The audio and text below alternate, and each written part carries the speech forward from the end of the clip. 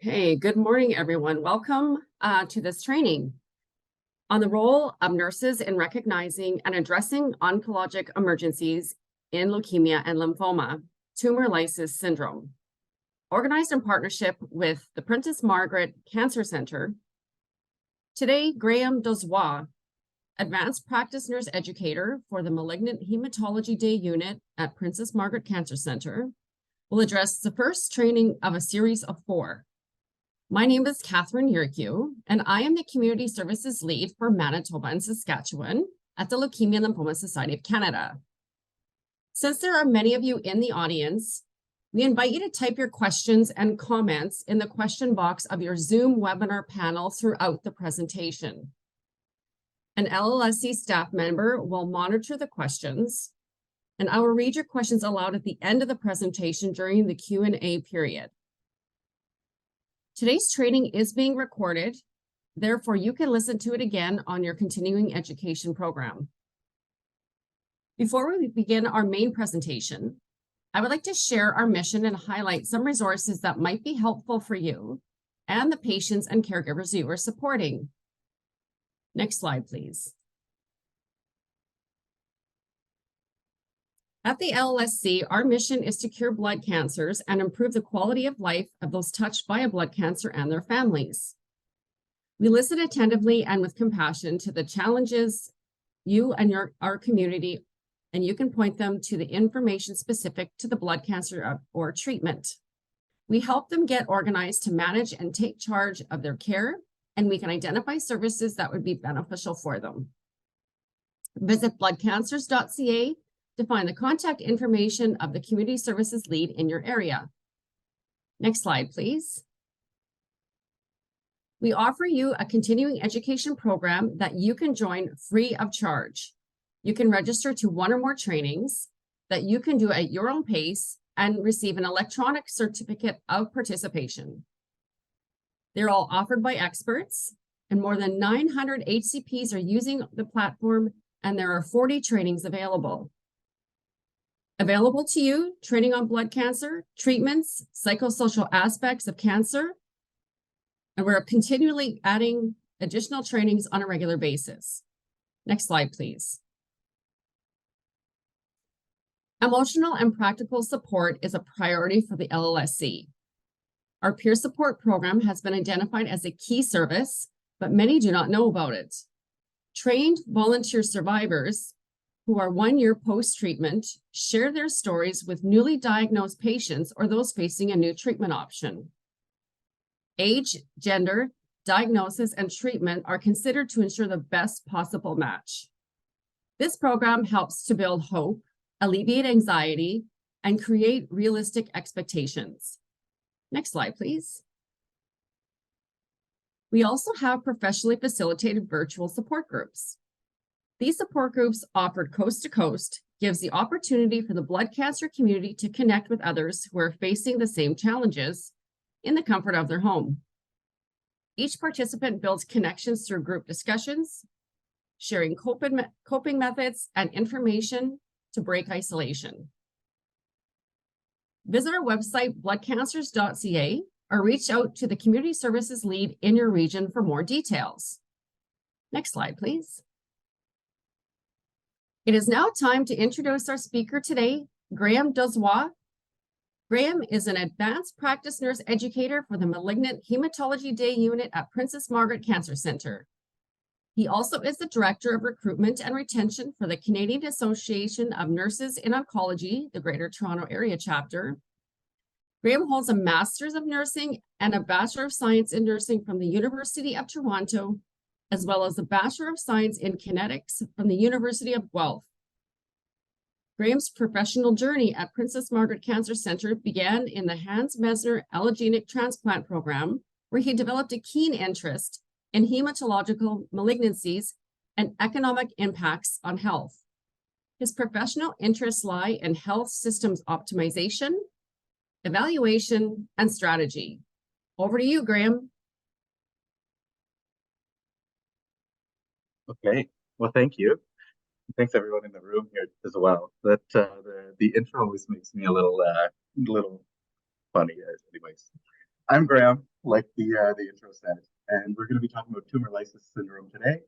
And I'm a APNE at Princess Margaret Cancer Center. So today we'll be doing a bit of a review on some cellular basics, and that's going to help us understand some of the pathophysiology of TLS.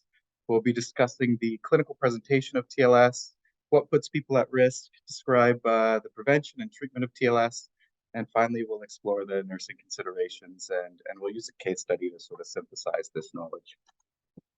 So we'll go next slide. So TLS, it's a potentially life-threatening oncologic emergency, typically following the initiation of chemo or radiation. TLS results from the rapid breakdown of cancer cells, and it releases the intracellular components, including potassium, phosphate, nucleic acids, in concentrations that our body really struggles to cope with. So let's talk about what's inside the cell. Potassium is the major intracellular cation, and it plays a key role in establishing the resting membrane potential in cells, especially in neurons and muscle fibers. Potassium is primarily excreted through the kidneys. The main anion, or the negatively charged particle inside of our cell, is phosphate. We also have calcium ions, which are necessary for muscle contraction, blood coagulation. It does a whole bunch of stuff, neurotransmitter release. There's a relationship between calcium and phosphate in the blood. High levels of phosphate can have calcium because the two can bind and they form these potassium phosphate crystals. And really that binding reduces the free or ionized calcium concentrations in the blood. So we'll see that hyperphosphatemia can lead to hypocalcemia through that binding. We also have DNA in our cells, of course. This includes our purines and pyrimidines, that's our ATCGs. And lastly, with respect to tumor lysis syndrome, we talk about L-lactate dehydrogenase, or LDH, and we see increases in levels in our blood when there's anaerobic metabolism, and it can also be a biomarker for rapid cell turnover. So we'll go next slide. So the pathophysiology of TLS involves the rapid and massive destruction of those of cells and the release of the intracellular contents into the bloodstream. It's mainly seen in patients with really bulky tumors who have just started cancer treatment, and when they have like a malignancy that's really sensitive to chemotherapy or to systemic therapy. Typically, we see it develop between 12 and 72 hours after the start of systemic therapy. But we can see it up to 7 days post and as early as 6 hours post for some of the derangements. On rare occasions, TLS can happen before treatment's begun. This is when we have like this rapid tumor growth that sort of is outgrowing the blood supply, and the tumor cells are sort of starving themselves and dying because there isn't enough nutrients for them to survive. So normally when a cell dies, their intracellular components are released into the circulation, and the body can sort of clear these byproducts so that we don't see any serum elevation changes. But when the lysis exceeds the kidney's capacity to clear the components, they build up, and then we have these electrolyte disorders that we see. So when we have all those intracellular components released, we'll see a result of hyperkalemia, so high potassium, hyperphosphatemia, the high phosphate. The nucleic acids convert into uric acid in the liver, which will result in hyperuricemia.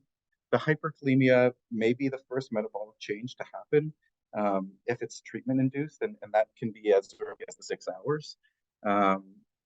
And if the cascade isn't prevented, they can lead to serious kind of complications, AKIs, arrhythmias, death. One thing I should say is these changes can happen individually, together, or in combination. So we might have slight derangements in some electrolytes and major derangements in other electrolytes. So we'll go next slide. We'll talk about the risk factors. So TLS is really commonly described in non-Hodgkin's lymphoma, particularly Burkitt's lymphoma, as well as other hematological malignancies like ALL and AML. Burkitt's lymphoma is kind of the most notorious one for causing that spontaneous lysis. It's really common for us to see patients with ALL and CLL, especially with highly elevated white blood cells, and being treated with venetoclax to be admitted for their induction. This is just for many reasons, but part of the reason is also to monitor for the TLS. Another risk factor for TLS can be other solid tumor malignancies. It's more common in cancers that are associated with metastatic colon cancer and bulky small cell lung cancers. Other patients at risk include older patients or those with pre-existing renal dysfunction. So we'd see the elevated creatinine, the decreased GFR and urea, elevated LDH levels. Typically, we say this is twice the upper limit because it's an indication of our tumor burden and growth. It gives us an idea of how fast that tumor is growing. And also, if we're starting with increased uric acid levels, it's considered a risk. Really, those are all things that sort of elevate our baseline. The impaired renal function is on this list because we just have a reduced ability to eliminate and compensate for the byproducts that are released by the cells. Treatment-wise, as a risk factor, all categories of treatment modalities can place patients at risk for TLS, but especially those highly specific cell cycle medications like etoposide, fludarabine, cytarabine, cisplatin, Taxol, and any combination of medications with these. We can even see corticosteroids alone can cause TLS, especially with patients with lymphoma and lymphoblastic leukemia. Some monoclonal antibodies like Rtux can cause TLS, TKIs like Gleevec. These are all culprits that can sort of induce tumor lysis syndrome. Other medications that we have to be aware of would be stuff like thiazide diuretics or levodopa, because they can increase our serum uric acid levels and change our baseline. Lastly, the last thing I should talk about here is the use of CAR T-cell and its use as an anti-cancer therapy, and it causes that rapid cell destruction. And it's kind of an important consideration. It's a new consideration because as we start to have these become standard treatments, first-line treatments, we sort of will expect to see, or oncology nurses might expect to see more TLS cases as we sort of shift into these more novel therapies. So we'll go next.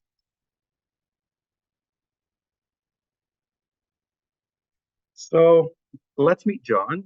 Let's save some time here. John's an older man who was diagnosed with CLL. He has mild chronic kidney disease. His creatinine slightly elevated. He's got a bit of edema, so he's on spironolactone. He seems to have somewhat progressive disease. He's about to get induced. And knowing what we know now, let's take a moment to think about John.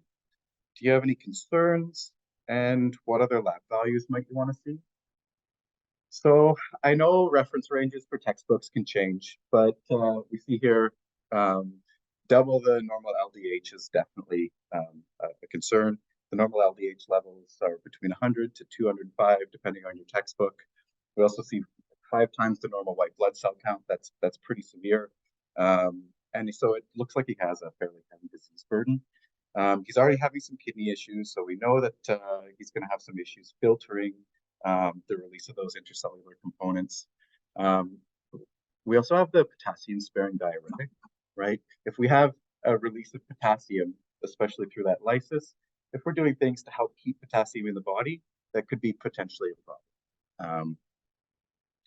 So as for other lab values, we're definitely going to want to know the uric acid levels. So and let's pretend for John they're not elevated. We might also want to know the GFR or BUN, but definitely we want to know what's going on with that uric acid. So in terms of like risk, John's considered an intermediate risk, and his white blood cells are on the verge of being a high risk in terms of our classification. But we're going to treat John as an outpatient in MHD, in the malignant heme day unit. So we'll go next. So for diagnosis, a little note on blood work. Blood work should be taken prior to every treatment for 4 to 6 hours after the start of chemotherapy or systemic therapy. And that's going to last for 48 to 72 hours, depending on your sort of institution's guidelines. The blood work's going to include CBC, creatinine, urea, your extended electrolytes, LDH, and BUN levels. Cairo and Bishop, these two doctors, I guess, developed a laboratory criteria guidelines for helping us define TLS. So we have laboratory TLS and clinical TLS. They're separate. Laboratory TLS is defined as having at least two electrolyte derangements, defined by a 25% change in our baseline. These abnormalities must have occurred 3 days prior or within 7 days of starting treatment. For clinical TLS, there's also a rating system. We won't go into really details on it, but they range from 0 to 5 in terms of their severity. And this rating is based off the creatinine, cardiac arrhythmias, seizure presence, and the severity of the seizures. So in hematology, we really rely on our blood work, but I think this is maybe a good example of why we can't forget our assessments as well, because we can kind of define TLS in two different ways, based off of the laboratory findings and based off of our assessment findings. We've talked a little bit about LDH, but if you notice here, it's not in the diagnosis criteria. It's a marker for that high cell turnover, so it's used to sort of assess risk, but it's not used to diagnose TLS. Clinical TLS, for you to have clinical TLS, you have to have laboratory TLS. You can't have like an AKI and seizures without any lab derangements. And people say like, oh, you have TLS. No, you've got to have the electrolyte derangements as a cause for those clinical symptoms. So I put a slide in so you can see how compounding many of the metabolic changes can be. Hyperuricemia can lead to acute injury. The uric acid crystals, which are different than the calcium phosphate crystals, can build up in the kidneys, and we can have obstructions related to the uric acid crystals, which will then impact our GFR and reduces our urine output. The release of potassium from the cell alongside the kidney injury from the nucleic acids and the uric acid can cause hyperkalemia. And that buildup of potassium is really the main culprit for our cardiac conditions and cardiac problems with hyperkalemia. We typically say, or we do say, a potassium over 7.0 milliequivalents per liter is considered a hyperkalemic emergency. Renal excretion of phosphate can become saturated as well. And that excess serum phosphate can bind to the calcium, like we were saying, and lower our calcium levels. So hypocalcemia is what can cause the seizures. The calcium phosphate crystals can be deposited throughout the body, but you can think of them as like little knives going through your kidneys, and they can do kidney damage as well, which then will result in further filtration issues. Another compounding effect is how hypocalcemia can sort of exacerbate the hyperkalemia induced cardiotoxicities and dysrhythmias.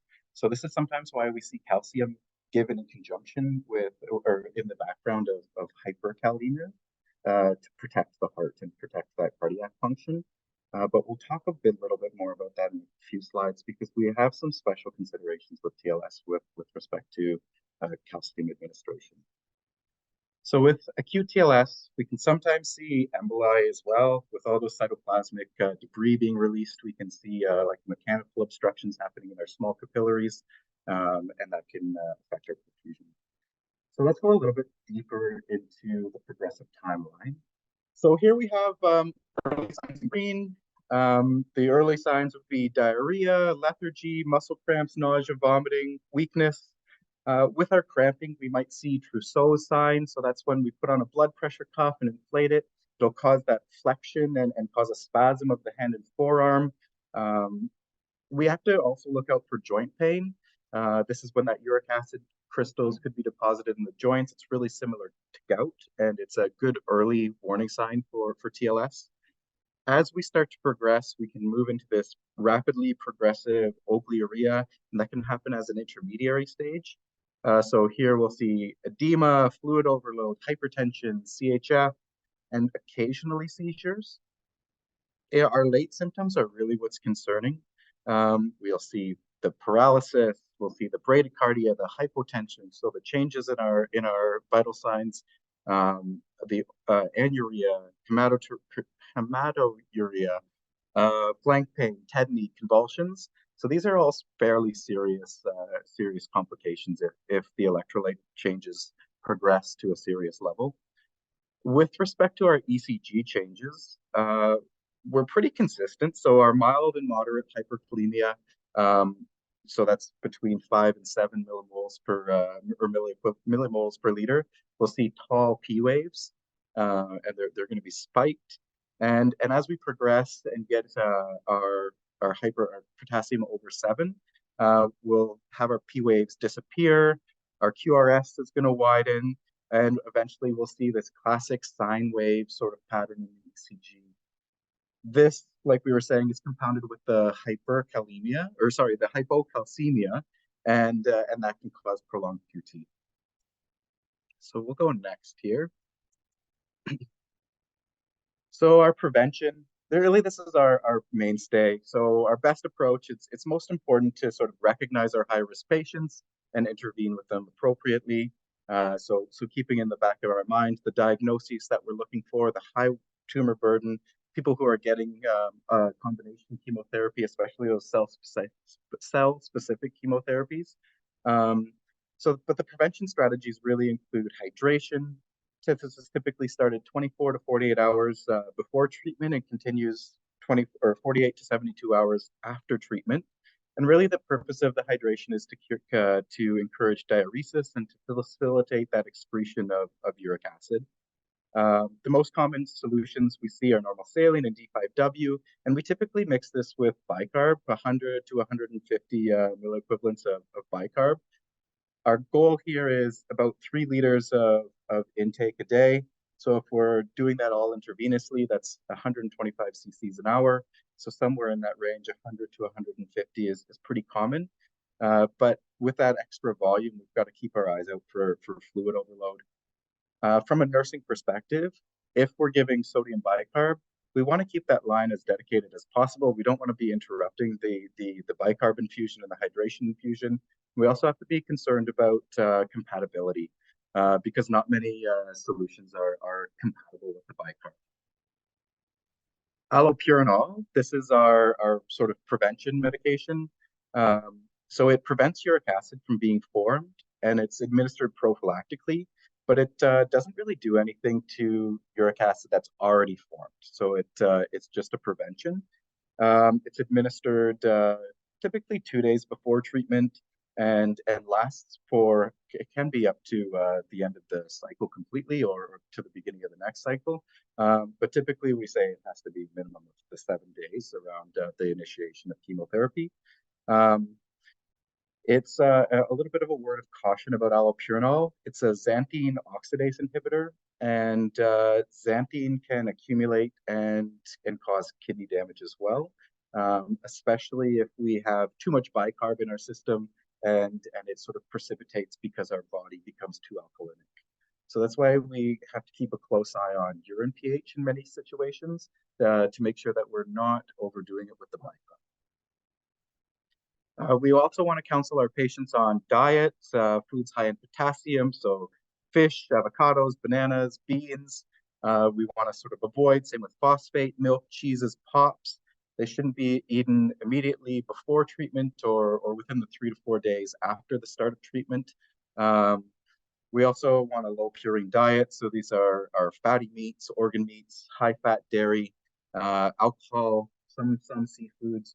So we want to try to mitigate the amount of excess uric acid that we could potentially be introducing to ourselves.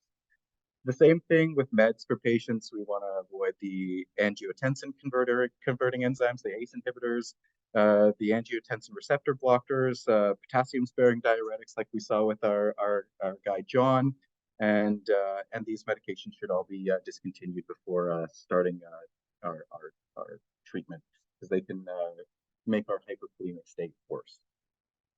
So we'll go next here. Let's go back to John. So John is an outpatient. He's been drinking well. He's tolerated the start of his systemic therapy fairly well as well. I've said well a lot there. He doesn't seem to be tolerating his venetoclax very well. He's on allopurinol, some antacids.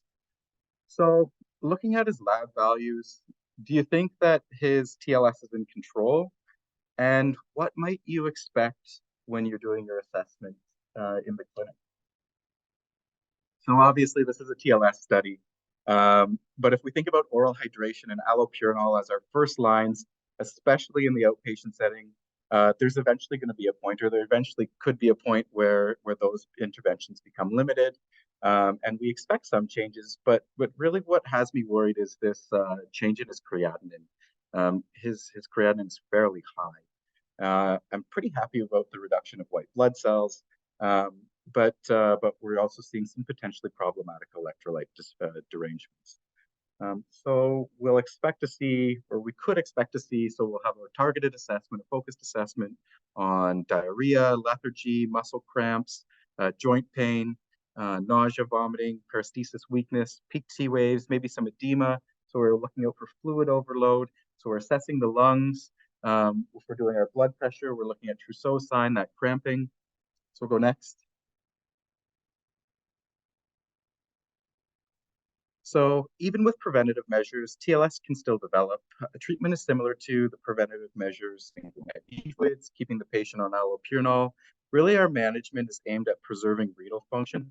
With our hydration, we might see an increase in that fluids to 150 to 250 cc's an hour. If it progresses, we can often add a medication called as resburicase, and which is for hyperuricemia. So while allopurinol stopped the prevention stopped the development of uric acid, resburicase converts uric acid into a more soluble metabolite. So we can think of it as breaking down the uric acid.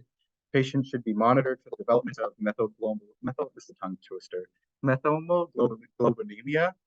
That's definitely not how you pronounce it. But it's a condition where our red blood cells don't bind and transport oxygen very well. We also have hemolytic anemia, but that's pretty serious, but they're also pretty rare. There's a risk for anaphylactic reactions with resburicase, so it's recommended that patients receive the drug only during the course, only once during the course of a treatment. We should check our hospital policies on sending uric acid samples, especially when our patients are on resburicase, because if we typically send them on ice, because the resburicase will continue to break down uric acid in the tube, which can alter our uric acid levels. Additionally, treatments aimed at managing electrolytes. Patients with hyperkalemia may need to be shifted. With insulin, you might see beta agonists, but this is really a temporary measure to reduce our potassium levels. They're all temporary, typically a few hours, and that gives us time for us to give things like K-exolate to help remove more potassium from the body. Typically, I see K-exolate in isolation. That's kind of our early thing that we do immediately. It's also not unusual to see Lasix to help with urine output, and that'll also help reduce our potassium levels. But we have to be cautious because if our patients are under volume, or we could potentially make the crystal formations worse, right? Because we'd be concentrating our blood a little bit more. So patients with hyperphosphatemia may respond well with aggressive hydration, maintaining adequate urinary output, and the use of oral phosphate binders. So we have some examples here. The hypocalcemia will typically return to normal levels when the phosphate's corrected. If patients do develop hypocalcemia, the administration of calcium gluconate is indicated, but we should be aware of the risk that if we have the elevated phosphate and we're giving calcium, then it could cause that binding and cause more crystal formation, and that can cause more kidney damage. But really, so we typically only give calcium in the event we were having some severe cardiac or neural changes, so seizures. So we typically don't try to correct calcium unless we absolutely need to. So phosphate binders are our mainstay treatment for both the phosphate and calcium. On occasion, we'll have to consult nephrology to see if we need diuresis. Sometimes we need to admit patients to the ICU to continue with that kidney function monitoring or the dysrhythmias that can happen. Chemotherapy can sometimes be held, or it's often held, to slow down that destruction of cancer cells. So I know I'm getting close to time, so we'll go next. So nursing considerations, ongoing nursing assessment is important, looking for the physical signs and symptoms of TLS, also looking for risk factors so that we can early intervene. This also includes close monitoring of vitals, ins and outs, because of all the hydration that we're going to be giving. So nurses really play a pivotal role in providing the education so that these clinical issues can be anticipated, recognized, and treated in a timely way. So prior to the initiation of treatment, the education is really focused on the reasons why patients might be at risk, some of the early identification signs, notifying the healthcare team if they're experiencing any of these, especially in the outpatient setting when they have less surveillance. Patients and families should also have the diet counseling. If the TLS does occur, the education will then shift to why certain interventions are happening. Patients who develop TLS may have a guarded prognosis, especially with their kidney issues. And there could be the changes with their dose for their chemotherapy. And that's something that a lot of families will struggle with, right? We're giving chemotherapy to help manage their cancer, and we're having side effects from the destruction of their cancer. So it's kind of this strange paradox that people have to sort of grapple with. But this is only kind of the tip of the iceberg. These are still hematology patients, so we're still going to have our administration of blood products, our ECG monitoring, our CVAD assessments, all of our supportive care, symptom management. So a little word on prognosis. The successful treatment of TLS really depends on preventing renal failure and get initiating things early. So we'll go next, and we'll just finish up with John. We'll be quick. John was hospitalized. He needed fluids for his electrolyte management. He was admitted. So what anticipations do you sort of anticipate?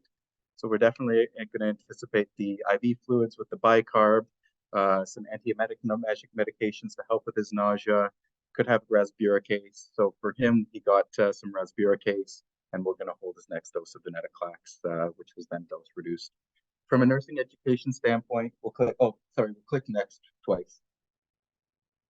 From a nursing education standpoint, we're really going to be focusing on that family supportive measures about the changes in his venetoclax dosing. That is quite distressing for a lot of people. Okay, that is my talk. We can go next to my references. I hope you learned something today. I hope you enjoyed. I am just going to go. So I just want to thank Graham for being here with us today. So we invite you to the next trainings of this series, the role of nurses in recognizing and addressing oncologic emergencies in leukemia and lymphoma, decimated intravascular coagulation, Wednesday, November the 15th with Cindy Murray, syndrome of inappropriate antidiuretic hormone secretion, November 29th with Matthew Somerset, and febrile neutropenia, December the 13th with Jane Lee and Melissa Lowe. Next slide, please. We also invite you and your patients and their caregivers to the next education event, Living Well with the Blood Cancer, from November 6th to 9th. Connect online with leading experts for the latest information, advice, and strategies to help live well through a cancer experience. Visit bloodcancers.ca to register. We invite you to register and share the information with patients, caregivers, and survivors you are supporting. Next slide, please.